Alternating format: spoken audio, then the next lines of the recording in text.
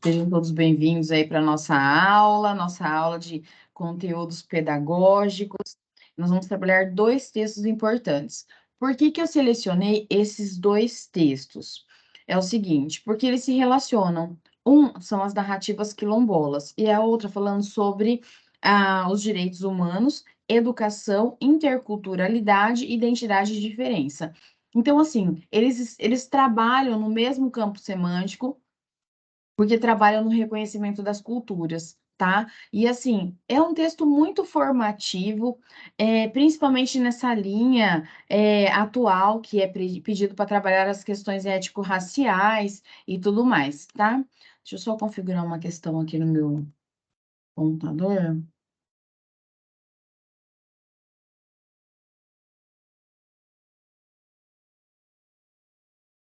Beleza.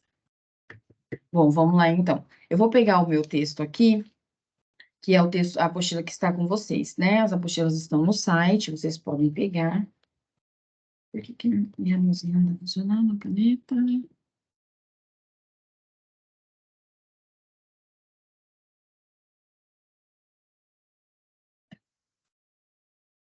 Bora lá, bora lá, bora lá. Sabadão tem que valer a pena. Para isso nós estamos aqui.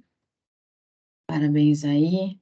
A turma que está estudando, já tem 24 pessoas na aula. Eu sei que o pessoal vai assistir aula gravada, né? Sábado tem muita gente trabalhando.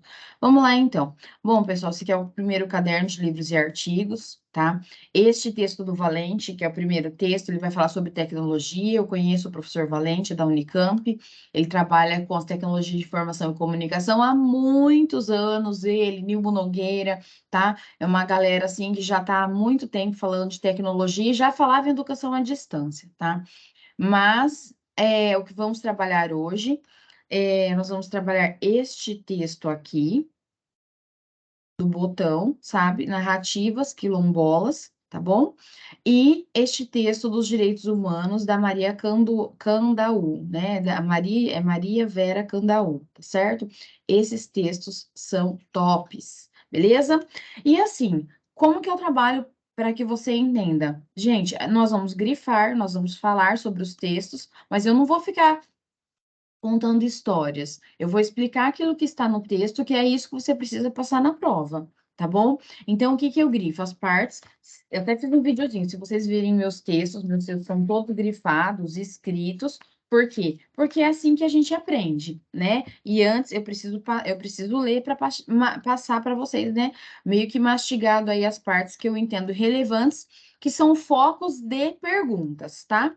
Então, aqui nós vamos pular esse primeiro texto, que ele demanda uma aula sozinho, que é o texto do Valente, tá bom? E aí, vamos lá para o texto dos direitos humanos. Vou pegar aqui, nananã. Bem grandinha ficou nossa apostila. Essa daqui, a outra ficou maior. Não tem problema não. Vamos lá. Gente, quando ele fala sobre narrativas quilombolas, olha só, dialogar, conhecer e comunicar, ok? É bem isso, é a parte 2 desse texto. Então, é um trabalho que ele foi feito com narrativas locais de comunidades quilombolas, que se vocês forem olhar, parte desse texto é narrativa escrita, tá? Então, aqui tem as contadoras e contadores, na verdade, é um texto que é um trabalho que ele foi feito uma pesquisa, né, sobre essa questão dos quilombos, a importância, e aí o que ficou pedido no nosso edital é exatamente da página 38 até a página 70 e... Deixa eu ver, esqueci o nome aqui. Enfim, é a parte 2, tá? Essa parte 2 que ele traz ali no texto. E foi a que eu deixei para vocês, tá? Embora que seja na parte 37, lembra que eu falei para vocês assim, ó, eu quero que vocês aprendam a estudar para concurso o seguinte, as referências que eles citam são as referências que podem ser cobradas lá de vocês, tá? Então, você fala assim, mas esse autor não tá. Mas esse autor, ele está citado dentro de uma das obras que foi pedida para estudar, tá bom? Então, deixa eu pegar aqui o meu que eu não abri aqui. Então, assim, principalmente no texto 2, meu Deus, o texto 2 tem muita coisa que a gente precisa entender. Bom, vamos lá. Então, quilombos, comunidades de valores, certo? Então, na verdade, ele vem trazendo aqui para nós que o quilombo. Peraí, deixa eu pegar o marca-texto. O quilombo. Não era isso que eu ia marcar, mas tudo bem, deixa eu marcar agora com outra cor. Então, na verdade, o quilombo, ele é uma habitação, tá? Ele é uma habitação e que dentro dessa habitação, eles afirmam o quê? Os valores civilizatórios herdados das sociedades africanas, certo? Então, eles ficam lá trabalhando realmente essa cultura que eles têm dentro deles. Então, apreende, olha só, aprende-se a aprender aprendendo. Primeiro é escutar, isso é muito fato que pode cair na sua prova. Olha só, né? Aprende-se a aprender, aprendendo primeiro a escutar. Por quê? Porque a tradição dos quilombos são os mais velhos contarem as histórias para os mais novos, certo? Então, aprende-se primeiro aprendendo a escutar. Aí, aprende-se aprendendo a ouvir antes de falar de maneira consciente, tá? Isso é uma tradição dentro dos quilombos, certo? Então, os quilombolas, eles habitam, né? São pessoas que habitam os quilombos, e o quilombola aqui. Tá. É bem interessante esse trocadilho. Ele coloca assim: quando dizemos que os quilombolas habitam o quilombo, ele faz um trocadilho. Estamos também dizendo que o quilombo habita os quilombolas. Então, quando você vê um quilombola, você está vendo todo o comportamento de uma comunidade quilombola. É isso, tá? É isso que quer dizer. E aí eles falam assim: é uma característica ambígua, às vezes difícil de ser compreendida por aqueles que vivem e fazem parte de um mundo de relações pensadas pelas leis do mercado, que privilegiam o ter e não o ser. Então, a comunidade quilombola, segundo sempre esses textos, eu estou falando que os autores falam, né? Eles valorizam a formação do ser humano, a cultura, os valores morais, sociais entre eles. Então, os quilombos, eles são espaços dinâmicos, né? Espaços durante muito tempo que foram atingidos por desigualdades, pela proletarização e também por parte dos problemas provocados pela globalização e pelo neoliberalismo, ok? Então, isso daqui vai falar sobre essas questões das diferenças, tá? Economicamente, que atingiram as culturas quilombolas. Mas, enfim, ficou claro isso? Ok. Na segunda parte aqui, gente, o que eu gosto sempre de falar? Não desprezem rodapés, não desprezem citações, tá? Porque as bancas, elas pegam esses pedaços. Então, olha só, aqui vem trazendo para nós o conceito, tá? Aqui vem trazendo o conceito. Então, é importante ler esse artigo 3º. Entende-se por quilombos. 1. Grupos étnico-raciais definidos por autoatribuições com trajetória histórica própria, dotados de relações territoriais específicas, com presunção de acentralidade negra relacionada com a resistência a opressão e a história. 2. Entende-se, comunidades também, comunidades rurais e urbanas que lutam historicamente pelo direito à terra e ao território, o qual diz respeito não somente à propriedade da terra, mas a todos os elementos que fazem parte de seus usos, costumes e tradições. Comunidades rurais e urbanas que possuem recursos ambientais necessários à sua manutenção e as reminiscências históricas que permitem perpetuar a sua memória. São comunidades rurais e urbanas que compartilham trajetórias comuns, que possuem laços de pertencimento, tradição cultural, valorização dos antepassados, calcado numa história identitária comum, entre outros. Tá? Então, olha só, essa definição você precisa entender, tá? Pode ser quesito de questão. O que é, na verdade, o que é um quilombo, né? Entende-se por quilombo, então, os grupos étnico-raciais, as comunidades rurais, né? As comunidades rurais e urbanas, na verdade, rurais e urbanas, que lutam historicamente pelo direito à terra e tudo mais, comunidades rurais e urbanas que mantêm os seus laços de pertencimento e tradições, ok? Beleza. Então, o que é oficialmente um quilombo? A gente precisa entender que cada quilombo é um centro de vida, tá? Cada quilombo é um centro de vida e econômica, social e trabalha a ecologia, tá? Centro de vida econômico, social e trabalha também a ecologia. O mesmo vale para as práticas religiosas e para as festas, tá? Então, é como eles trabalham lá. Então, na verdade, eles trabalham uma história, né? E, na verdade, ó, a história que os leva hoje por um momento a se reagruparem, né? A se reagruparem para fazer o quê? Autodefesa, tá? Autodefesa pelas oportunidades econômicas. Por quê? Porque eles são grupos marginalizados, são grupos desprivilegiados e tudo mais, tá? E a gente vai ver muito isso também lá no outro texto. Então, olha só.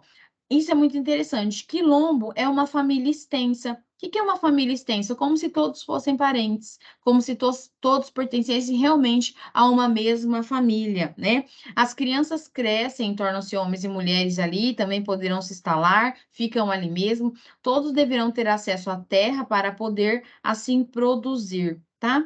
Então, ele é considerado o quilombo a família extensa. E o mundo quilombola, né, a visão de mundo, ele é simbolizado pelas alianças estabelecidas com a terra, inclusive nos ritos funerários. Essa historinha aqui, claro que eu não vou ler para vocês, mas é uma história de como que carregavam os defuntos. Então, a comunidade leva o seu defunto e tem todo um ritual. Então, aqui nessa questão de carregar o defunto, ele tem todo um ritual. Se deixar o defunto cair, o lugar onde esse defunto relou, o lugar onde ele caiu fica assombrado. E você não pode, na hora de levar o defunto, ficar à frente desse defunto. Você tem que ficar junto dele, porque se você ficar à frente, depois ele vem te buscar, sabe? Então são tradições, são culturas aí e vamos pensar aí é, que vão sendo repassadas, né, para toda essa comunidade quilombola. Então, isso aqui são historinhas, aqui é a questão da bananicultura, né, e eles trabalham muito reproduzindo as sementes e eles plantam isso, que é o que está na obra, tá? E aí vem trazendo aqui, olha só, comunidades remanescentes de quilombos no estado de São Paulo. Olha lá, comunidade apontada para o reconhecimento em outra região, comunidade de porcinos em Agudos, tá? Então, olha só, a gente tem aqui, vamos ver a legenda. O que está com pontinho preto são comunidades apontadas que estão pedindo reconhecimento. Onde está com pontinho verde, trabalhos em andamento. E em rosa, comunidades reconhecidas. Então, nós temos comunidades reconhecidas de quilombola aqui em Itatiba, Capivari, Uberaba, não, Ubatuba, olha lá, Ubatuba, em vários outros lugares, aqui perto de Iporanga, Eldorado, enfim, aqui tem as cidades que estão marcadas em rosa, tá? E as duas comunidades nas quais o processo encontra-se arquivado e aguarda-se, tá? Também precisa de decisão para reconhecimento, tá? Então, é isso aí que ele traz. Então, ou seja, existem poucas comunidades, né? Poucas comunidades reconhecidas, certo? Olha lá. E esse agrupamento está acontecendo por quê? Por defesa social, manutenção da cultura, resgate e tudo mais, tá? No quilombo são realizadas também o quê? Atividades artesanais, tais como a produção de farinha, doce de banana, de artefatos com palha de bananeira e de peças de cerâmica. Tecnologia para o cotidiano, ou seja, eles produzem e eles usam, tá? Tecnologias para a vida. E ele também, o quilombo, é um lugar para a concepção da logística que permite assegurar a produção. Então, ali eles produzem, eles fazem uma logística de venda e de uso, tá? E olha só uma palavra, parece Paulo Freire, o saber fazer expresso na construção de suas casas em terra batida, que nós chamamos de casas de pau a pique, né? Esse saber fazer revela uma capacidade ótima de interação com o ambiente, certo? Mas não para por aí. A reprodução das sementes e as variedades de bananas são outro importante exemplo que revelam o dinamismo e a capacidade de inovação dos quilombolas. Tá? E o quilombo é um lugar também de interpenetrações com o mundo exterior pelas ingerências das políticas públicas, da modernidade e do mercado. Então, o que acontece? Nós vamos ver que esse tipo de comunidade permite aos seus visitantes conhecer um outro mundo. Por exemplo, você entrar numa comunidade quilombola, você vai estar em outro mundo totalmente diferente da sua cultura, da forma econômica de viver, dos valores, né? Outras lógicas, outras formas de organização, certo? Que permite exercer um papel importante no quadro de referências individuais e coletivas. Porque, gente, na verdade, esses textos incentivam a valorização da cultura do outro, tá? A identidade, né? A afirmação da identidade. Então, a modernidade se coloca olha lá, a modernidade se coloca pela cidade, aquilo que é moderno, pelo desenvolvimento das estradas que cortam a região e favorecem as interconexões, pela valorização da biodiversidade, pela busca de saberes locais, pelas universidades que visitam as comunidades e lá iniciam projetos científicos. Então, assim, o quilombo, ele não é nada isolado, né? Ele está dentro de um lugar que tem vias, tem asfalto, enfim, né? Ele está dentro de uma modernidade, porém é um mundo diferente, certo? É um mundo que preserva realmente as suas culturas, tá? Aqui, ó, eles valorizam muito a questão de quem foi, dos pais, dos avós, né? Então, olha lá, propriedade dos herdeiros de Joaquim Carneiro, enfim, tá? Eles sempre valorizam aí essa questão da história, do passado, enfim. E é um livro bastante interativo, com imagens, porque ele é realmente vindo de uma pesquisa aplicada dentro desses quilombos, tá?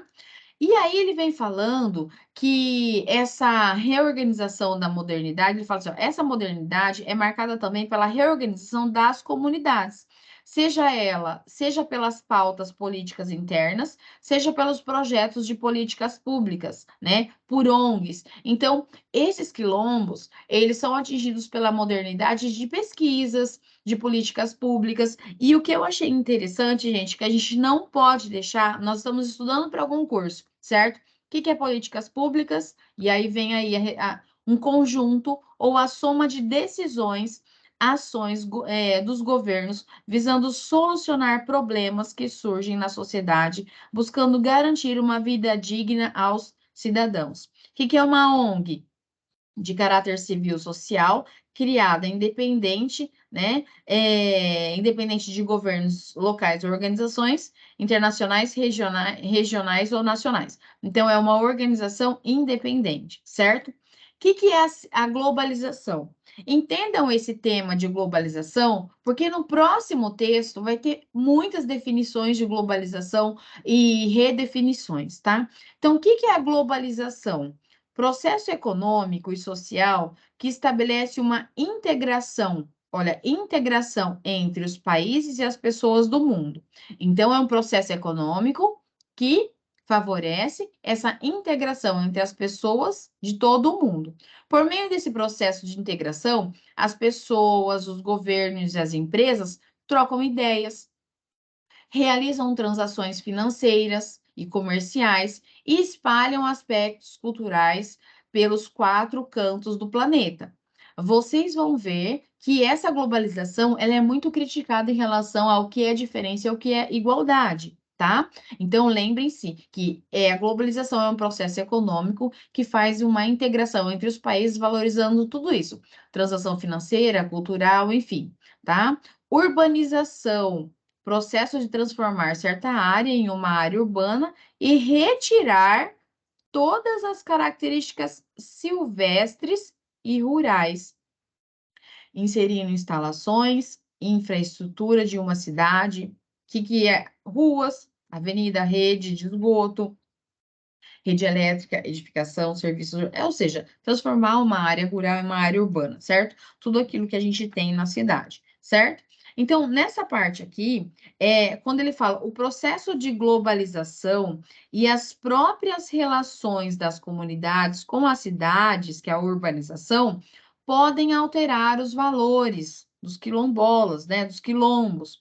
No entanto, os novos modos de vida no campo da alimentação, das tecnologias, podem ser incorporados sem ameaçar a sua identidade. Essa contribuição coloca a questão sobre o risco que a urbanização representa, sobre o risco que a urbanização representa para as comunidades quilombolas, né? Porque é como os índios, né, gente? O índio, ele usa celular, ele foi... Não é que ele perdeu a cultura, ele teve que se adequar, porque nós não nos adequamos à cultura deles. A gente não tem um mundo facilitado para os índios, a gente tem um mundo facilitado para não índios, né? Beleza? Aí depois vem aqui outra historinha bem comprida sobre essa questão de quem conta a história, e ele vai falando, ó, é uma transcrição, inclusive, fonética, exatamente como a pessoa conversava, tá? Depois, se vocês quiserem dar uma lida nessa historinha, tá bom? Aí vem, aqui é um artesanato, que é também produção dentro da obra, né? Valorização da cultura, tá? E vem bastante fotos nessa obra. Eu não tirei, gente, porque na verdade é para você lembrar, né, dessa cultura aí. E olha, gente, essa questão da memória coletiva. Existe a memória individual? Existe. Mas a memória individual, ela é carregada por uma memória coletiva. Para ter uma memória individual, eu saio de uma memória coletiva, que é a comunidade onde eu vivo, né? Olha lá, Quilombo, aqui as fotos de um quilombo, Quilombo Cafundó, Quilombo Ivapurunduva, enfim, tá? E olha lá, vamos lá falar sobre um pouquinho sobre a memória coletiva. Essa memória coletiva, aí é aquilo que eu falei para vocês. O que traz as citações aí? Olha lá. Esse sociólogo aqui, esse Maurice, ele fala assim, ó, a memória coletiva é uma teoria científica que diz que partilhamos a memória e que lembrar não é um ato solitário. Olha que frase boa para concurso, né? Lembrar não é um ato solitário. Isso significa que nossas lembranças e memórias são, em parte, estruturadas pela sociedade, compartilhadas pelo nosso grupo. Logo, há uma memória coletiva e uma multiplicidade de memórias individuais. Então, ninguém pensa sozinho, né? O que ele traz aí para nós, né? Lembrar não é um ato solitário. Então, ele coloca lá: a nossa memória está em constante mudança, ela muda ao longo do tempo. Nós nos esquecemos, nós nos lembramos. A memória coletiva também se transforma por meio de eventos ao longo do tempo. Quando compartilhamos a nossa memória com pessoas que estão ao nosso redor, que é a questão de contar histórias, estamos construindo uma parte de nossa memória coletiva, certo? Então, olha só, conversando com a vida antigamente. E aí, é mais uma história bem longa, né? Mais uma história bem longa. Deixa eu ver o que eu grifei. Isso.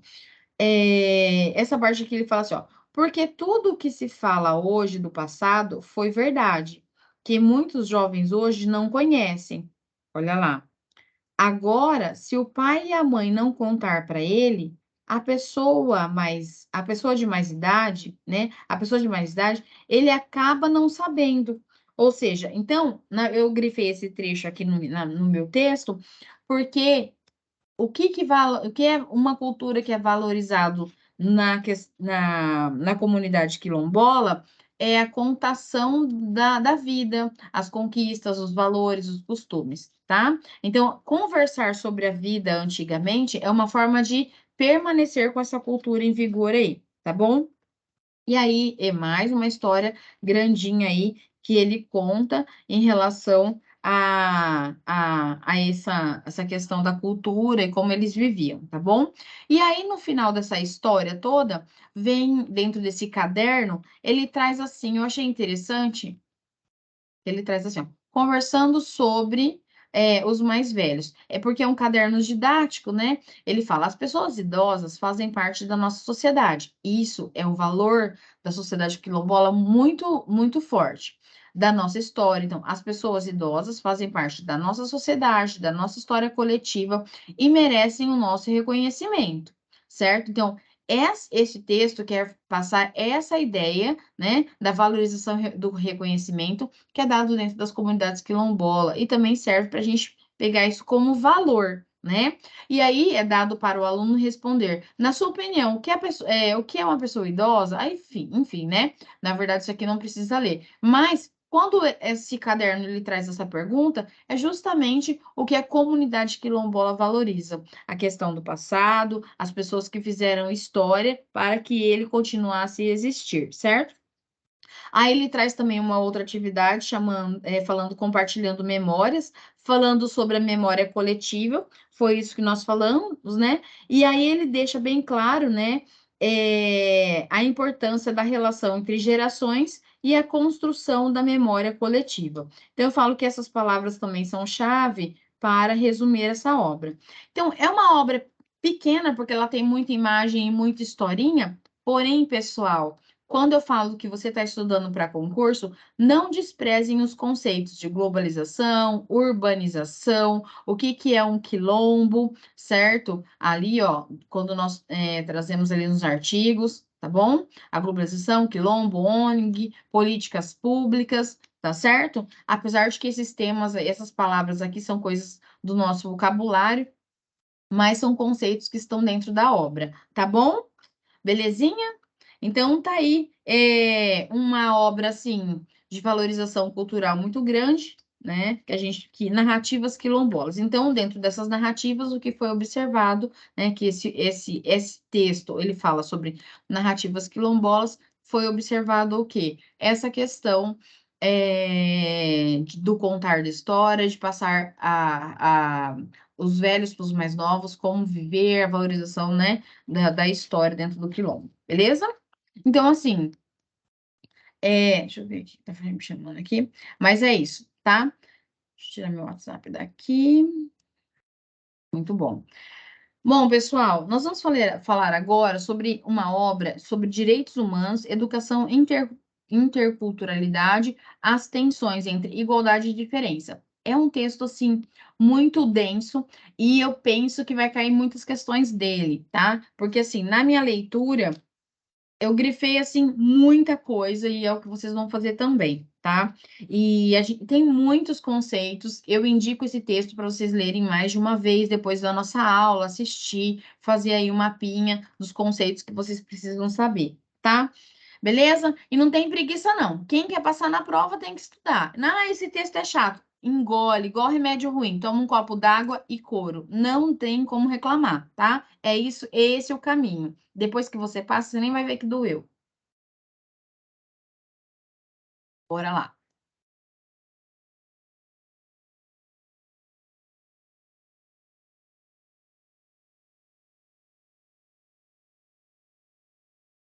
Ai, ai. Isso, olha lá. Então, esse texto aí, Direitos Humanos, vamos trabalhar agora. Esse texto, Direitos Humanos, Educação e Interculturalidade, as tensões entre igualdade e diferença. Gente, então esse é um artigo científico. Em um artigo científico, eles trabalham conceitos, para até, no final, ele explica tudo o que ele quer dizer com esse título. Porém, a gente tem que pensar na construção. Então, ele traz vários tópicos importantes. Ele fala de direitos humanos, um assunto imenso, internacional e nacional. Ele fala de educação, ele fala de cultura, ele fala de igualdade e diferença. Então, só por esse título, você vê que é um tema muito assim abrangente, certo? Então, olha lá. No mundo atual, a consciência de que estamos vivendo mudanças profundas, né? Ó, a consciência de que estamos vivendo mudanças profundas, ainda não somos capazes de compreender adequadamente, né? De cada vez mais agudo. Compreender adequadamente é cada vez mais aguda, a capacidade de compreender sobre essas mudanças, tá?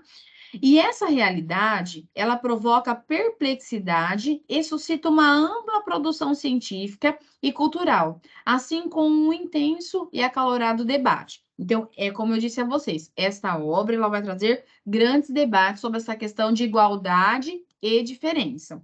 Então, olha só, algumas questões podem ser identificadas como ocupando uma posição central nos debates, sendo expressão de matrizes teóricas, políticas sociais diferenciadas. Entre elas, podemos citar a problemática, olha lá, a problemática da igualdade e dos direitos humanos. Em um mundo marcado por uma globalização neoliberal excludente e as questões da diferença e do multiculturalismo, em tempos de uma mundialização com pretensões monoculturais. Olha só, o que é essa mundialização? Olha só o que diz esse Renato aqui no rodapé. O que é essa mundialização?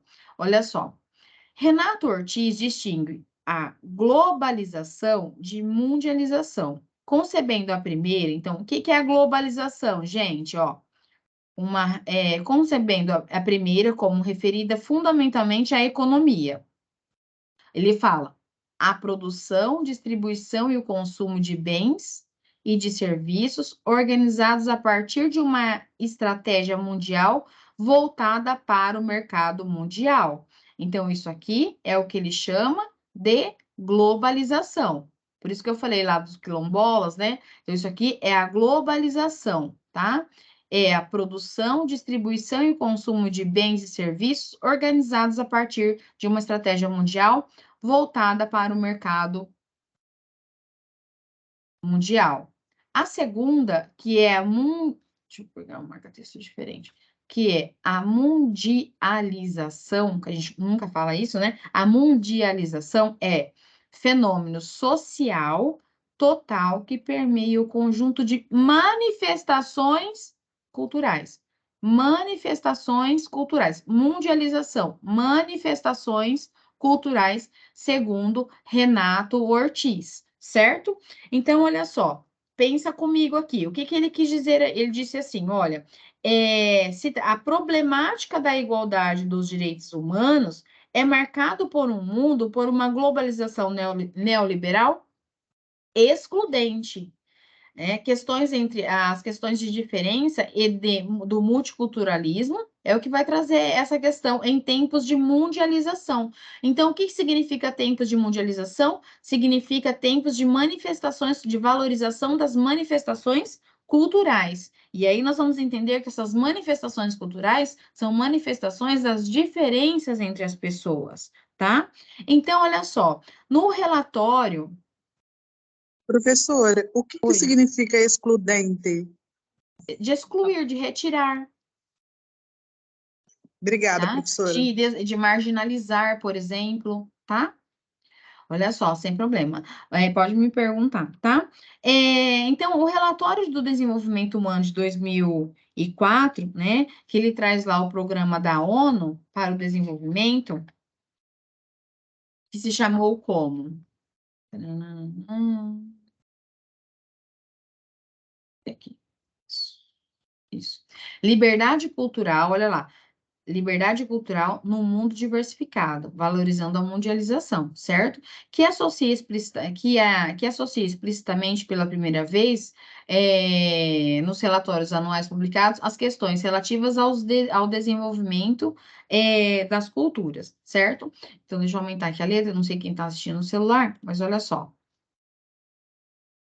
O que é novo hoje? Olha lá, o que é novo hoje é a ascensão de políticas de identidade, certo? E aí ele traz aqui: as pessoas estão se mobilizando de novo em torno de velhas injustiças, segundo linhas éticas, religiosas, raciais e culturais, exigindo que sua identidade seja reconhecida, apreciada e aceite pela sociedade mais ampla, sofrendo de discriminação, marginalização em relação a oportunidades sociais, econômicas e políticas, e também exigem justiça social. Então, olha só, né? Isso é o que está escrito nesse documento lá, nesse congresso na ONU, intitulado Liberdade Cultural no Mundo Diversificado. Isso faz parte do termo mundialização, certo? Em todo o mundo, as pessoas estão, olha, em todo o mundo, as pessoas estão mais afirmativas para exigir respeito pela sua identidade cultural. Muitas vezes, o que exigem é justiça social e mais voz política. Mas não é tudo. Também exigem o reconhecimento e o respeito.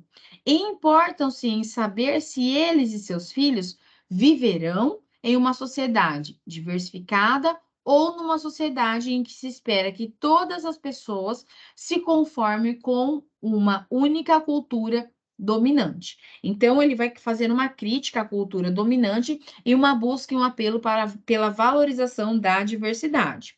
E aí ele coloca as relações entre as questões relativas à justiça, à redistribuição, à superação das desigualdades, à democratização de oportunidades e as referidas ao reconhecimento de diferentes grupos culturais se faz cada vez mais estreita. Então, olha lá, a relação se faz cada vez mais estreita, certo? Então, pensa no sujeito da oração.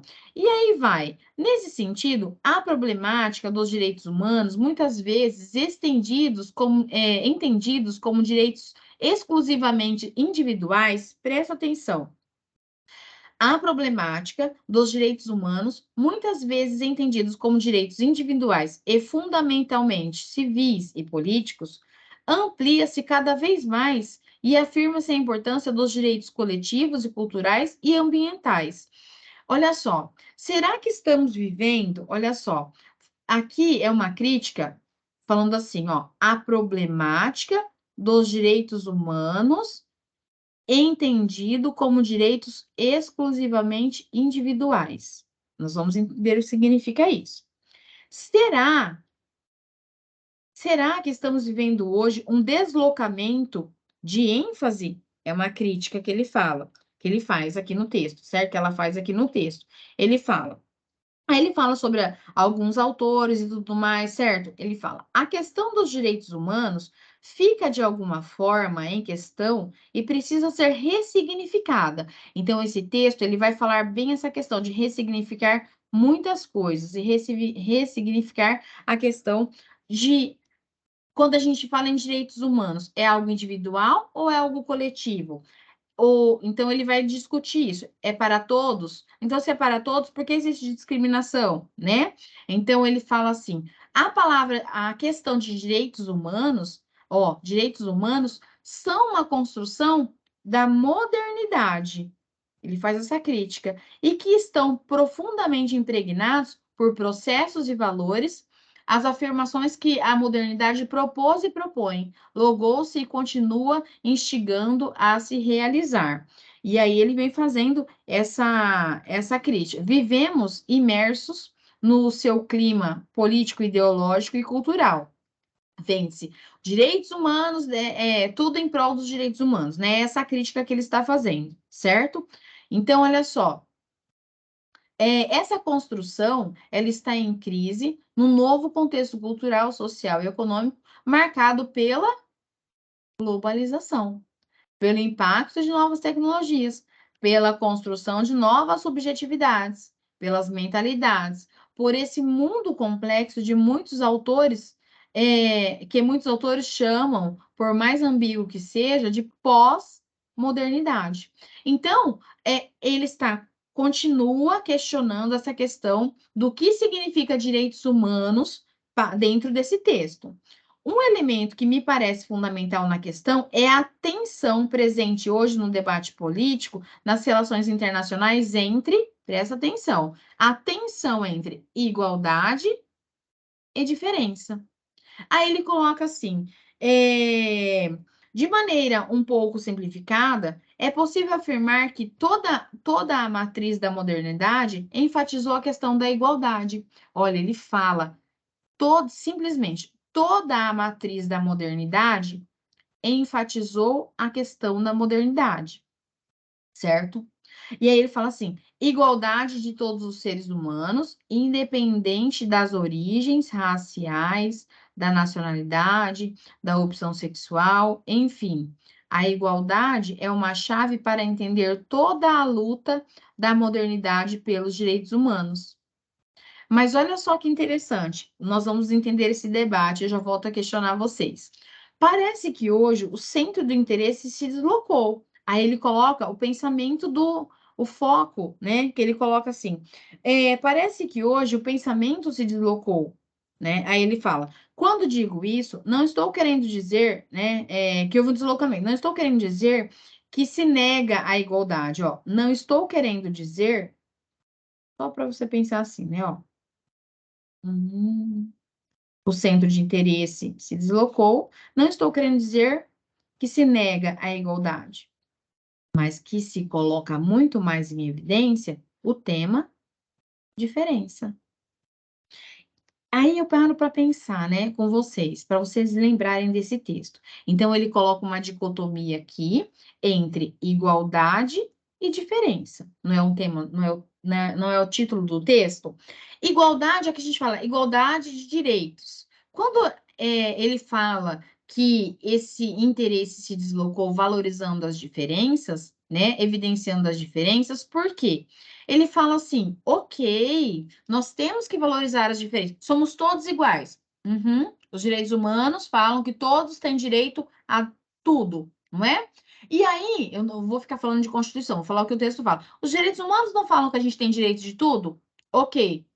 Mas isso é individual ou é coletivo? Porque se eu penso coletivo, ah lá, o direito está ali. Como é que eu vou exercer? Ah, como é que eu consigo? Só que eu tenho uma particularidade. Eu sou deficiente. Eu tenho uma especificidade, eu sou da comunidade quilombola. Será que os direitos humanos me atingem? É individual ou é coletivo?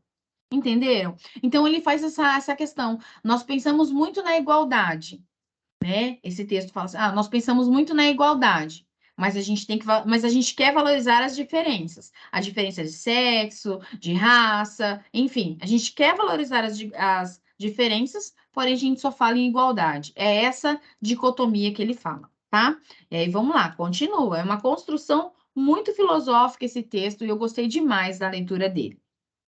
Aí, como eu disse a vocês, né? Só para só para ficar claro aqui, eu vou até fazer uma notinha aqui, que eu anotei aqui, eu falo assim, ó, estamos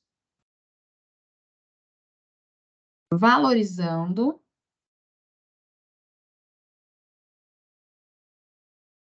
a igualdade. Estamos falando da igualdade a ou a diferença, tá? Ó, estamos valorizando a igualdade ou a diferença, tá bom? Então, é essa que é uma dicotomia que ele traz aí para a gente pensar, tá? Aí ele vem trazendo essa questão, outra citação que eu falo para vocês. Não podemos desprezar nada de citações quando a gente estuda para concurso, certo? O professor Antônio Flávio, né, no livro Ciladas das Diferenças, ele sintetiza assim essa tensão da igualdade e da diferença. Ele coloca assim: somos todos iguais ou somos todos diferentes? Olha aqui. Somos todos iguais ou somos todos diferentes? Amei esse texto, né? Eu vou ler tudo com vocês para vocês contextualizarem. Queremos ser iguais ou queremos ser diferentes? Houve um tempo que a resposta se abrigava segura de si mesmo no primeiro, queremos ser iguais, né? No primeiro termo. Já faz um quarto de século, porém, que a resposta se deslocou, que é para valorizar as diferenças. Aí é onde eu grifei. A começar a segunda metade dos anos 70, passamos a nos ver envoltos numa atmosfera cultural e ideológica inteiramente nova, na qual parece generalizar-se em ritmo acelerado e perturbador, a consciência de que nós, os humanos, somos diferentes de fato, mas somos também diferentes de direito. É o chamado, olha lá, é o chamado direito à diferença. Então, esse autor, Flávio Pierucci, né? Flávio Pierucci, ele vai defender o direito à diferença, tá? O direito à diferença. E virando, né? Continua a citação. O direito à diferença cultural, de ser, olha lá, o direito de diferença, a diferença cultural, o direito de ser sendo diferente, o direito de ser sendo diferente, certo? E aí ele fala o direito à diferença, né? Na verdade, o direito à diferença, não queremos mais a igualdade, ó, não queremos mais a igualdade, parece, ou queremos menos. Motiva-nos muito mais a nossa conduta, em nossa expectativa com o futuro e projeto de vida, e compartilha o direito de sermos pessoal e coletivamente diferentes uns dos outros, tá? Mas assim, ficou claro essa questão do direito à diferença? Somos todos iguais com as nossas particularidades, tá? E aí, quando ele fala assim, somos iguais ou somos diferentes, né? Ele vai falar, recentemente, nossas lutas, elas afirmavam a igualdade, tá? Como referência fundamental. Então, olha só, parece que o autor coloca a questão em termos alternativos. Somos iguais ou somos diferentes? Sua tese é de que, até recentemente, nossas lutas tinha como referência a afirmação da igualdade, certo? E aí, no entanto, atualmente, a questão da diferença assume importância especial e transforma-se num direito. Não só o direito dos diferentes a serem iguais, mas o direito de afirmar a diferença. O direito de afirmar a diferença. Pessoalmente, reclino-me a defender que há uma mudança de ênfase e uma questão de articulação. Não se trata de afirmar um polo e negar o outro. Isso é muito importante. Não se trata de afirmar um polo e negar o outro, mas de articular de tal modo que nos remeta a um outro, tá? Olha só. Então, ele traz aí a relevância dos direitos humanos no contexto em que estamos vivendo essa questão de igualdades e diferenças, ok? Então, ele traz aí ele se defende, tá? Ele se defende aqui nesse pedacinho que ele fala, olha, não se trata de afirmar um polo e negar o outro, né? Quando ele fala assim, pessoalmente, quando ela fala, né? Pessoalmente, o autor daquela citação, que esse Pierucci aí, pessoalmente, ele defende que há uma mudança de ênfase, de sair da igualdade e pensar na diferença, certo? Então, ele fala, é uma questão de articulação, certo? Beleza? E aí, nós vamos especificamente entrar aí, entendeu essa questão da igualdade e da diferença? Artigo científico, pessoal, eles fazem isso, eles jogam vários pontos para pensar e vão construindo conceitos, tá? Bora lá. Direitos humanos hoje, um discurso relevante. Olha só. Assinalarei alguns aspectos que me parecem importantes da reflexão. O primeiro, olha lá. Primeiro ponto. A ambivalência. Primeiro ponto. A ambivalência em relação à afirmação e, ao mesmo tempo, a negação dos direitos, certo? Então, ela coloca assim, que num plano nacional e internacional existe uma contradição. Por um lado, tanto no plano internacional quanto no plano nacional, existe um discurso reiterativo que afirma fortemente a importância dos direitos humanos. Então, é no mundo inteiro se afirma direitos humanos. No entanto, é o que ele fala, as violações continuam, as violações perpetuam-se, multiplicam-se, certo? Aí ele fala assim, no plano internacional é possível identificar, inclusive, um retrocesso. Ele fala que essa condição de direitos humanos num plano internacional retrocedeu, por exemplo, em relação aos direitos que pareciam profundamente assimilados pela humanidade, como o combate à tortura, em qualquer circunstância. Esse direito parece que está banalizado, porque existe no mundo tortura. Então, internacionalmente, a tortura não acabou, ela existe. Direitos fundamentais que pareciam plenamente assegurados na mentalidade e nas políticas públicas internacionais, né, assumidas, são negados, desprezados e esquecidos. Então, ele colocou isso internacional. Aí ele fala, e no nosso país? No nosso país, as violações se multiplicam. Então, ele fala dessa questão da negação dos direitos humanos, né? Então, é necessário reconhecer que tem sido feito um esforço sistemático em defesa à proteção dos direitos fundamentais, tanto pelo governo, tanto quanto pelas sociedades. Eu falo que isso aqui é uma defesa, né? É uma defesa que a pessoa escreveu não querendo criticar o governo, mas que não é atual esse texto, mas enfim, né? Ela fala assim, é necessário reconhecer que o nosso governo, né, que o nosso sistema tem tentado acatar os direitos fundamentais, né? Tanto do governo quanto pela organização da sociedade civil, pelo menos nos últimos anos, né? Eu acho que não, mas enfim, né? É que ela faz uma defesa bem subjetiva. Ela fala, olha, vamos considerar que no nosso país o pessoal está tentando fazer isso. Então, tá bom. Pensa só. Então, num primeiro ponto aqui, ele colocou o quê? Essa ambivalência, tá? A afirmação de que existe a questão nacional e internacional dos direitos humanos,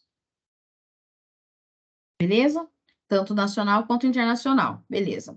No segundo ponto aqui, ó, um outro elemento importante da problemática, que eu coloco aqui como número 2, é aí que mora um monte de questões, né? Que é a relação entre a indivisibilidade e a exigibilidade. Olha só, ele coloca assim, ó, a doutrina dos direitos humanos, que se desenvolveu principalmente a partir da Conferência de Viena, colocou grande ênfase na ideia de indivisibilidade, certo? Dos direitos das diferentes gerações civis, políticas, econômicas, sociais e culturais. No entanto, a exigibilidade desses direitos imprescritivelmente para que a indivisibilidade não seja meramente retórica, ainda é muito frágil. Quer dizer, eu tenho que exigir, eu posso exigir esse direito, porque é uma questão individual, ele coloca isso, certo? Principalmente no que diz respeito aos direitos sociais, econômicos, culturais, né? O que provoca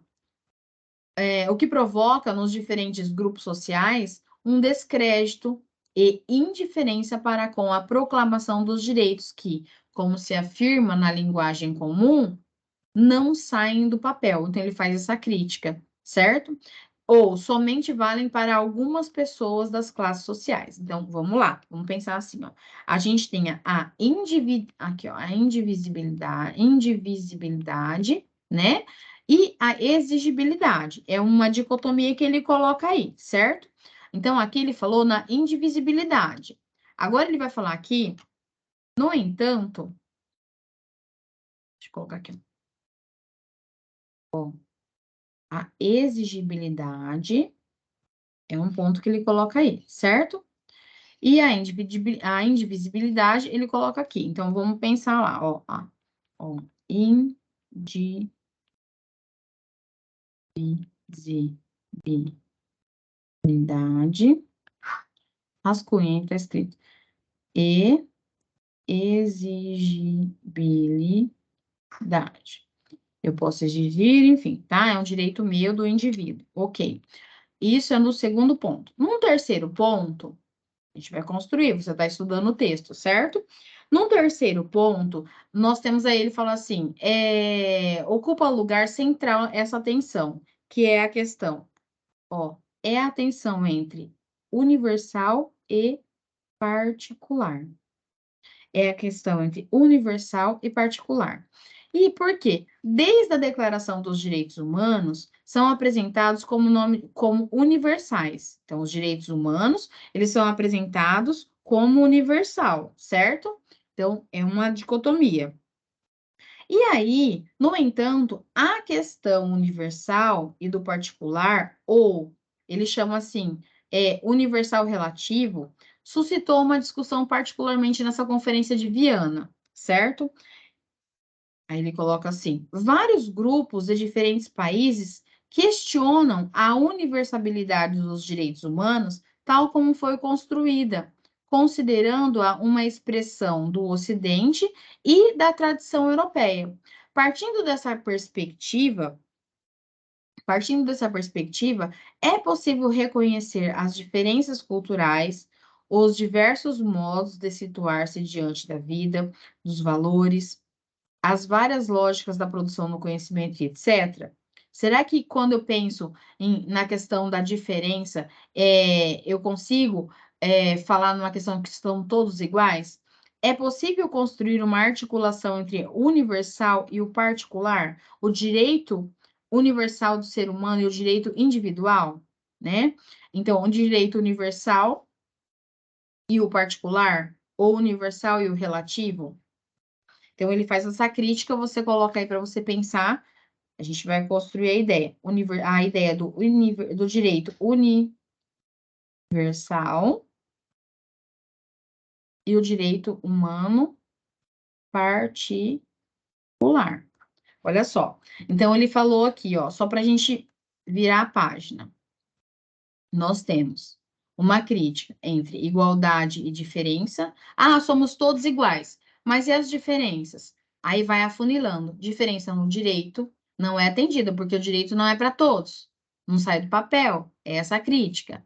Aí ele fala, aquilo que é aquilo que é para todos, ele é para todos, tem a certa a indivisibilidade. Então, eu posso exigir. Só que isso aqui não funciona. Eu exijo, mas, como ele falou, não sai do papel. Direitos humanos é universal, mas tem o lado particular. Então, é relativo. Olha lá, ele coloca essa questão, certo? Então, é isso que eu coloquei. As violações multiplicam-se. Beleza? Vamos lá. Diante dessa problemática, acredito, como sociólogo, olha lá, ele traz as palavras de Boaventura Souza Santos, professor da Universidade de Coimbra, e ele coloca assim: é necessária uma ressignificação dos direitos humanos na contemporaneidade, certo? E olha o que ele coloca, como eu disse para vocês. Não desprezem as citações. Enquanto forem concebidos direitos humanos, ó, enquanto forem concebidos direitos humanos em abstrato, os direitos humanos tenderão a operar com um localismo globalizado. Vocês vão entender novamente, vocês vão entender o que é esse localismo globalizado. E, portanto, como uma forma de globalização hegemônica, ó, de globalização hegemônica. É uma forma de globalização hegemônica. O que vem a ser isso, né? Só para você anotar aí. Quando a gente pensa em globalização hegemônica, a gente pensa aí na desestruturação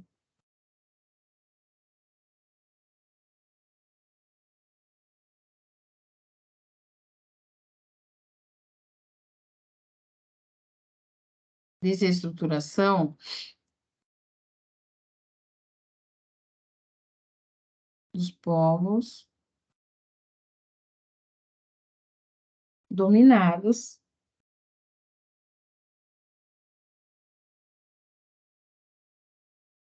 economicamente, culturalmente, socialmente, certo? Então, globalização hegemônica. Então, lá, só para a gente entender esse pensamento dele, tá? Ó, enquanto forem concebidos direitos humanos universais em abstrato, ou seja, se não colocar na prática o que realmente quem é beneficiado, quem não é, né? Se não viabilizar que seja realmente para todos, vai ter um globalismo localizado, tá?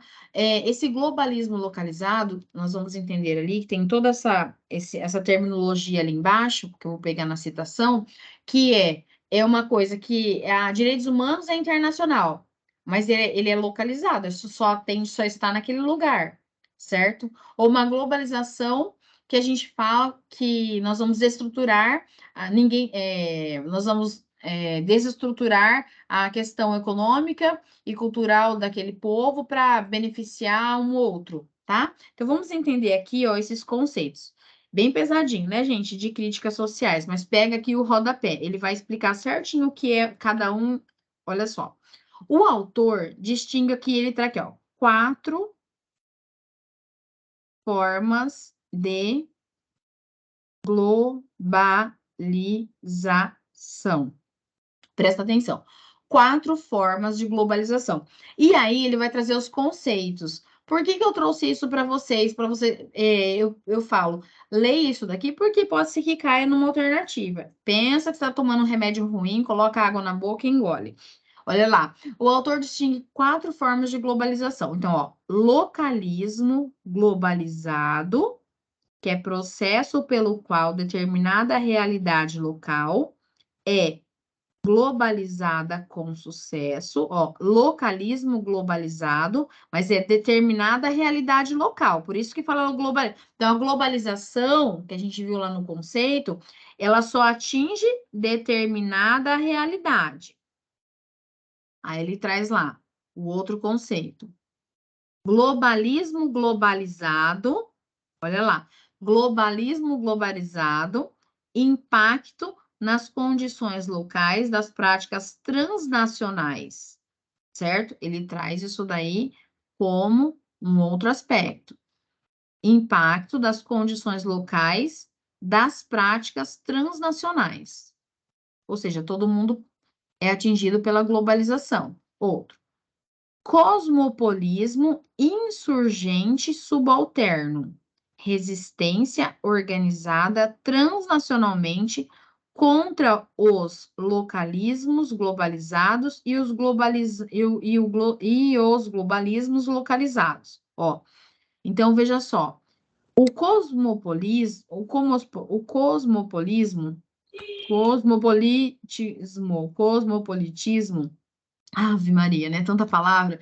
Mas olha só. Professora, Oi, amor, pode falar? isso, por favor, se puder aumentar um pouquinho a tela, eu estou acompanhando no papel e na sua tela. Aí, obrigado. Entendeu?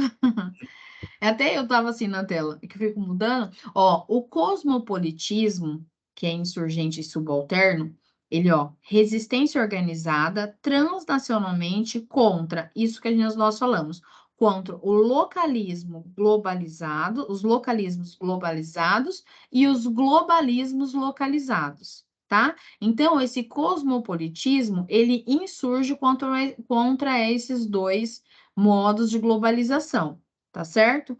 E aí vem o outro, patrimônio comum da humanidade, emergências de lutas transnacionais por valores ou recursos que são tão globais como o próprio planeta. Então, olha só, colocamos 4 aqui, 1, 2, 3, 4, certo? E o patrimônio comum da humanidade. Então, olha lá, ele caracteriza as duas primeiras, vamos lá, ele caracteriza as duas primeiras, que é a globalização hegemônica, como ele caracteriza isso aqui, ó, localismo globalizado e globalismo globalizado como globalização hegemônica, ou seja, de cima para baixo, onde nós temos que obedecer, né? Obedece quem tem juízo, como que é aquele ditado, enfim, de cima para baixo. E as duas últimas, patrimônio da humanidade e o cosmopolitismo, como globalização contra a hegemônica, que é a partir de baixo para cima, tá? Então, veja só, isso é o que ele tudo isso daqui para a gente entender o que ele diz aí que é globalização hegemônica, tá? Então, globalização hegemônica para ele, aí é aquilo que vem de cima para baixo, tá bom? Aí ele traz também uma citação, né, de Para Santos, olha lá. Para Santos, epa, para Santos, o localismo globalizado, olha lá. A construção dos direitos humanos foi feita, na verdade, a construção dos direitos humanos foi feita a construção dentro do globalismo, do localismo globalizado, tá? Do localismo globalizado. Lembra lá, o que é o localismo globalizado? Processo pelo qual determinada realidade local é globalizada com sucesso. Então, processo pelo qual local, determinada realidade. Então, não são todas as realidades. Então, ele fala assim, que a construção dos direitos humanos foi feita dentro de uma perspectiva para apenas algumas realidades, e não para todas. Então, essa era a matriz hegemônica própria da modernidade, claramente presente no expansionismo europeu, portador da civilização, que nós vimos lá realmente que era quando nós fomos, como fala, quando nós fomos, os portugueses chegaram, né, aqui no Brasil, o que acontece? Nós, né, existia direitos apenas para eles, né, eles fizeram com a gente o que eles queriam, falar com a gente, né, quem estava na nossa terra, tá? Mas, enfim, só para a gente entender essa crítica aí, tá certo? No entanto, o que ele chama de cosmopolismo, insurgente subalterno, é um processo que é um dos processos que caracterizam a globalização que nasce de baixo para cima. Essa globalização surge onde? Nos grupos locais, né? Nas organizações da sociedade civil. Então, o nome às vezes assusta a gente, né? Ó, cosmopolitismo, insurgente e subalterno são as organizações da sociedade civil, por isso que é de baixo para cima, ali na referência, são organizações de baixo para cima, ou seja, organizações da sociedade civil, certo? Que elas mexem, né? Mexem nos temas que nascem aí as inquietudes das questões sociais. Então, por isso que ele fala aí que uma de cima para baixo, que é essa questão da globalização hegemônica e o cosmopolitismo insurgente subalterno é quando as classes diferentes, né, que gritam e pedem e apelam dentro das suas manifestações para que as suas diferenças sejam também vistas pelos direitos humanos, tá? Beleza? Então tá, vamos lá. Continuando o processo. É um texto bem. O texto de vocês vai estar bem rabiscado aí, tá? Olha só.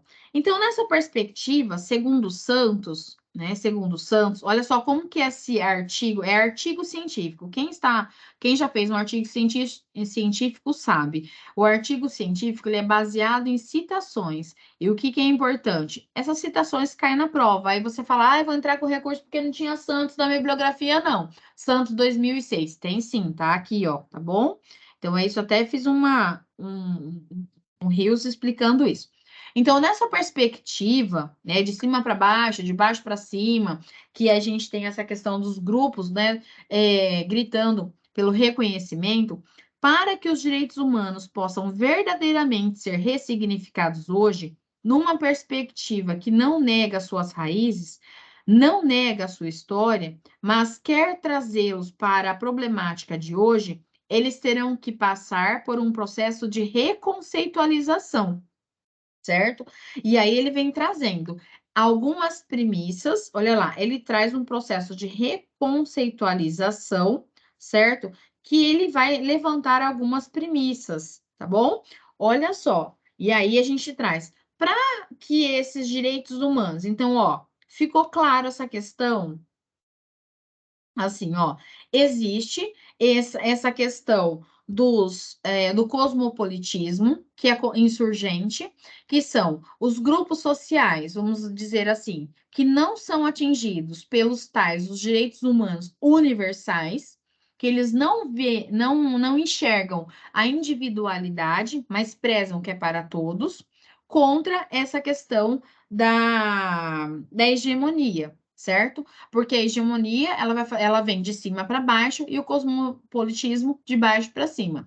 E aí ele vai trazer para nós aqui essa reconceitualização, quando ele fala nessas premissas, ele fala assim, para resolver esse problema, traduzindo, para resolver todo esse problema da questão dos direitos sociais. Olha só como tá todo rabiscado, né? Olha, então ele vai trazendo essas premissas para a gente colocar. Então ele coloca aí 5 premissas, tá? Vamos lá, força na peruca. Quer passar na prova? Vamos estudar. É assim que a gente estuda, tá? Lendo, discutindo, pensando. Então tá, vamos pensar o que o autor propõe de reconceitualização dentro dessa questão de ressignificar, né, os direitos humanos. Então precisa acontecer o quê? A superar o debate entre o universalismo e o relativismo cultural, certo? Então, quando a gente fala do relativismo cultural, bom, a gente vai ver aqui o conceito. Então, olha só, afirmar que todas as culturas ou grupos têm valores e ideias, então, olha lá, afirmar que todas as culturas ou grupos têm valores e ideias, elementos fundamentais que aspiram a comunicar a outros e universalizar, certo? Mas o universalismo é incorreto enquanto uma única cultura predomine e queira impor a todos. Então, o que é universalismo? É acreditar que todo mundo tem que ter uma cultura só. Por exemplo, vou falar novamente do índio, a gente acabou de ver a questão dos quilombolas, né? Não são culturas valorizadas. São culturas valorizadas em datas comemorativas, Dia do Índio, né? Então, assim, tem alguns pedacinhos da lei para eles. Então, e fala assim em universalismo, certo? Porque tem um pedacinho lá para eles, não, eles são atingidos como se fosse para todos. Essa que é a crítica, certo? Então, olha lá. O que se quer dizer com isso? Universalismo e o relativismo cultural. Então, afirmar que todas as culturas ou grupos têm valores e ideias, elementos fundamentais que aspiram a comunicar a outros e universalizar, mas o universalismo é incorreto, enquanto é colocado como uma única cultura predominante para impor a todos. No outro polo é o relativismo cultural, que afirma que todas as culturas são relativas, nenhuma é absoluta. Claro, as culturas são diferentes, nenhuma é completa, mas é necessário propor, aí ele põe a solução entre essa dicotomia, universalismo e relativo cultural. Ele coloca lá, é necessário propor diálogos interculturais sobre preocupações convergentes, ainda que expressas a partir de diversos universos culturais. Somente assim seremos capazes de construir algo juntos, um projeto comum. Então, é necessário negar tanto o universalismo quanto o relativismos absolutos. Então, vocês viram que ele constrói e ele desconstrói o pensamento, tá? Então, existe superação entre o debate. Então, vamos acabar. Essa superação é acabar com o debate universalismo e relativismo cultural, certo? Universalismo e relativismo cultural, certo? No segundo ponto, ele coloca lá: todas as culturas possuem concepções da dignidade humana. Aí ele vai fazer uma crítica forte sobre o que é dignidade humana para você e para todos. A dignidade humana é igual para todos? Aquilo que é digno para mim pode não ser digno para você. É isso que ele coloca no ponto 2, certo? Então ele coloca assim: todas as culturas possuem concepções, entendem de uma forma a dignidade humana. Nem todos os grupos conhecem ou usam a expressão direitos humanos, mas isso não quer dizer que não tem uma ideia de dignidade, certo?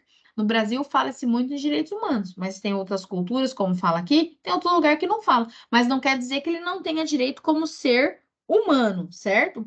Aí ele coloca assim para a gente: a ideia de dignidade humana, de vida digna, de querer uma vida melhor para os seus habitantes ou para os seus integrantes, é independente de eu levantar uma bandeira de dignidade humana ou não, direitos humanos ou não, certo? Então, dignidade humana é querer ter uma vida melhor, é ter um conforto, é viver, é ter um alimento, né? Então, olha lá, ele pede e fala sobre essa concepção da dignidade humana. Ele fala: temos de ter sensibilidade para descobrir em cada universo sociocultural essa ideia de dignidade humana, que traduzimos como direitos humanos. Porque dentro dos direitos humanos, né? O que os direitos humanos quer? Preservar a dignidade humana. Mas ele fala, mas qual que é a dignidade humana para determinado povo? Né? Ele fala, então temos que ter a sensibilidade de descobrir em cada universo cultural.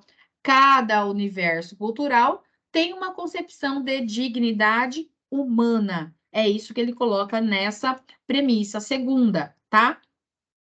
Na premissa 3, todas as culturas são incompletas. Olha lá, todas as culturas são incompletas e problemáticas nas suas concepções de dignidade humana. Né? Ele é parcialmente, né, da premissa anterior. Afirmar que nenhuma cultura é completa, que nenhuma dá conta de toda a riqueza do ser humano, leva-nos muito mais do que trabalhar com a ideia de cultura verdadeira e única, que tem de ser universalizada. Tá? Desenvolver a sensibilidade com a ideia de incompletude, olha lá, desenvolver a sensibilidade com a ideia de incompletude das culturas e, portanto, da necessidade de interação entre elas, nenhuma cultura dá conta do humano. Então, ele fala, temos que aumentar a consciência da incompletude cultural, né? É uma da premissa, é uma das tarefas prévias à construção de uma concepção emancipadora e multicultural dos direitos humanos. Então, eu tenho que aumentar a consciência da incompletude da cultura, né? Nenhuma cultura vai abranger todos os valores em relação à religião, à moral, ao casamento, enfim, entenderam essa questão da incompletude cultural? É diferente nas nossas culturas. Então, aquilo que é completo para mim não é completo para você. Então, quer dizer que eu não tenho direito de ter uma vida digna, porque na minha sociedade tem casamentos homossexuais. Então, é isso que ele está dizendo, certo? Então, assim, essa questão de aquilo que. Então, eu não vou poder trabalhar, ter um trabalho digno, porque é a cultura onde eu vou trabalhar preza, porque mulheres têm que ganhar menos que os homens. Entende essa questão? Então, quando ele fala assim que nenhuma cultura é igual à outra, né? Ele fala assim: temos que entender a incompletude das culturas. Mas essa incompletude das culturas não vai fazer com que eu não tenha direito de ter uma vida digna, tá certo? Então, a minha cultura não vai dizer se eu tenho dignidade se eu posso ou não ter dignidade, tá? Tipo julgamentos, né? Belezinha, respira, vamos lá. Nenhuma cultura é monolítica. Todas as culturas, no quarto aspecto, né? Nenhuma cultura é monolítica. Todas as culturas comportam versões diferentes da dignidade humana. Acabei de falar isso para vocês, certo? Então, olha lá, os grupos culturais não são homogêneos e padronizados, certo? É necessário identificar e potencializar aquelas versões mais abertas, amplas e que apresentem um círculo de reciprocidade mais amplo, que favoreçam o diálogo entre outras culturas. Então, olha só que interessante, não existe uma única cultura, um único modo de viver, né? Então, todas as culturas comportam versões diferentes da dignidade. Aquilo que é digno para uma cultura não é digno para outra, enfim, tá? Os grupos culturais não são homogêneos e padronizados. É necessário identificar o que. Então, ele sempre chama, ele fala assim: e como nós vamos resolver? Qual que é essa premissa? Identificar, potencializar versões mais abertas, amplas, e que apresentem um círculo de reciprocidade mais amplo. Gente, traduzindo, é a valorização da diferença, tá? Ele vai trazer aqui fortemente nesse texto a valorização das diferenças. Por isso que ele fala do interculturalismo, do multiculturalismo, tá certo? Todas as culturas tendem a distribuir as pessoas em grupos sociais entre dois princípios competitivos, de pertença hierárquica: princípio da igualdade e o princípio da diferença. Esta última, que é o princípio da diferença, premissa situa-se no âmbito da questão da ressignificação dos direitos humanos hoje. Gente, princípio da diferença. Para ressignificar os direitos humanos, temos que entender que somos diferentes e não que somos iguais. Nós não somos iguais. É isso que ele está vendendo aqui no texto, certo? E aí, para fechar essa fala de que nós não somos iguais, olha que interessante. Todas essas premissas estão voltadas para a grande questão da articulação entre igualdade e diferença. Tá certo? Aí ele coloca: a questão está em como trabalhar a igualdade na diferença. Eu vou falar de novo. A questão está em como trabalhar a igualdade na diferença. E aí é importante mencionar novamente o que Santos coloca. Ele coloca assim: chama de o novo imperativo transcultural, palavra que pode cair na sua prova, principalmente nesse governo que ele valoriza essas questões, tá? Chama de o novo imperativo transcultural, certo? Que, no seu entender, deve presidir uma articulação pós-moderna e multicultural das políticas de igualdade e diferença. Palavras do autor: temos o direito de ser iguais. Ok. Sempre que a diferença nos inferioriza. Temos o direito de ser diferentes, sempre que a igualdade nos descaracteriza. Olha que interessante, gente. Maravilhoso, eu amei. Temos o direito de ser iguais, sempre que a diferença nos inferioriza. Temos o direito de ser diferentes, sempre que a igualdade nos descaracteriza. Porque eu tenho que ser eu tenho que levar a minha cultura. É essa a ideia do texto, certo? Então, é nessa dialética, olha lá, é nessa dialética entre igualdade e diferença que reside a defesa aí, né, desse texto. E aí, essa perspectiva supõe discutir as diferentes concepções de multiculturalismo presentes nas sociedades contemporâneas. Certo? Que legal, certo? Deixa eu só ver aqui o tamanho do texto. E aí, gente? Doeu muito esse tempinho de aula aqui? Será que dá tempo da gente... Ó, tem bastante coisa para a gente acabar. Será que eu divido em 2 momentos isso? Deixa eu ver. Tem bastante coisa para grifar aqui ainda, hein? Bastante coisa mesmo. Deixa eu só ver aqui. A gente podia fazer o restinho desse texto na terça-feira, né? Senão vai ficar muita coisa para você lembrar do que você estudou. O que vocês acham? Professora, se Oi? cabe uma sugestão aqui, como Sabe? é bastante denso, assim, em termos de Uhum. filosofia mesmo, eu acho que se puder a gente dividir ele em 2 encontros para a gente poder ruminar um Digerir, pouco né? isso que foi feito aí. Sim, exatamente, concordo com você, tá? Tanto é que eu tinha grifado no meu até aqui, né? E já deu, começamos 8h30, 9h30, né? Já deu aí 1h30 de aula. Que eu falo para vocês? Então, vocês viram, olha só que interessante. Esse texto dos quilombolas, terça-feira a gente conclui esse texto, tá? E junto com a legislação também.